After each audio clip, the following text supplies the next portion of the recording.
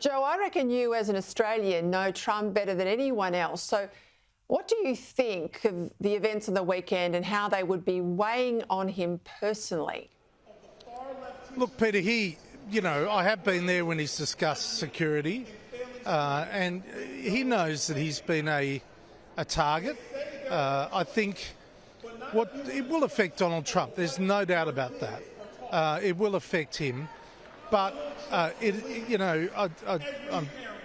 don't like to say it, but it's going to make him a better person, a more tolerant person, a more sensitive person to division. And I think it's going to make him a better president to have survived such a shocking and horrible event because he is now very much aware of the risk of the job. He's also very aware of his own potential frailty, and I think that's one of the reasons why he went with J.D. Vance, and I think that's why he'll temper his speech on Thursday. He is a pugilist, he loves a fight, but at the same time he will focus on the fact that he needs to have a succession plan that works for America and not just Donald Trump. All right, I want to ask you now about Joe Biden. Has what happened bought him time? I mean, ultimately, will he end up on the ballot in November, or do you think he will be replaced, as hard as that is to orchestrate? I just don't think he's going to, A, give up now, and B, the Democrats have the stomach to replace him. I just think they're running out of time. Bear in mind, the voting starts mid-September. The Democrat convention is going to be hugely important, and I'll be covering it with you for Sky News, but it's going to be a hugely important convention because the mood will be quite obvious amongst the rank-and-file members of the Democrats. At this stage, I have to tell you, they are in utter despair. After the events of Saturday night, but even before that, they knew that it was not sustainable to argue that Joe Biden's going to be around for another 4 years. What occurred on Saturday night has done two things. Firstly, it has guaranteed, in my view, that Joe Biden will not step down. Joe Biden is not going to run away from a fight, never has in his life, and certainly after the threat of an assassin's bullet to his opponent, he is not going to cower and give up. So I think that's really important. The second point about Saturday is that it says to him, he now has a legitimate reason to keep fighting. And if he loses to Donald Trump, it was circumstances that worked against him rather than his own age. It was the advantage Donald Trump got out of national sympathy. That's the way he'll justify it. But frankly, I don't see him going. And I can say to you that senior Democrats are very upset and in deep despair about it. Joe Hockey, I know you love your politics. You wouldn't want to be anywhere else in the world right now.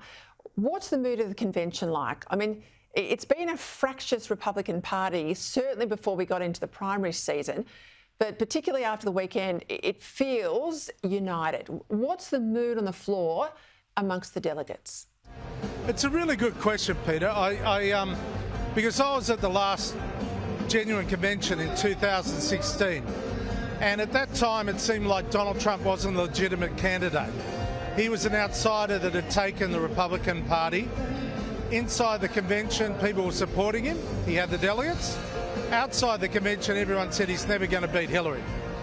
This convention, I was expecting to have a somber mood about it, but it's not joyful elation, but it's positivity.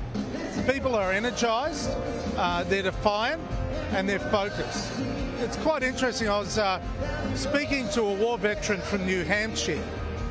He's a delegate from New Hampshire, and he said he was one of the first Republicans to meet Donald Trump when he was a candidate for the 2016 election. And he said to me, I'm just a war veteran, fought in Vietnam with you Aussies. And he said there were just 10 of us in a room. And we were one of the first times Donald Trump came to ask Republicans for a vote.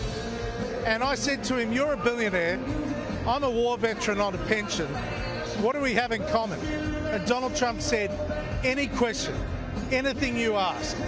what we have in common is that I'm going to fight for you, for what you believe in. And this guy, his name's Joe as well, he said to me from that day onwards, he's not been an uncritical Trump fan, but he has been a Trump supporter. And I think there are a lot of people in here that are Trump supporters because Donald Trump is fighting for what they want and believe in. They are no longer embarrassed to believe in God, to go to church, to, you know, from my perspective, I'm not happy about it, but to bear their arms. They're not embarrassed to believe in lower taxes, less regulation. They're fighting for their families and their communities. And Donald Trump speaks for them. And, you know, that's the mood. It's a positive mood. It's an energetic mood, but it's not an outrageous mood and it's not an extreme mood. Great to have your company, Joe. Thanks for joining us. Thanks, Peter. Take care of yourself.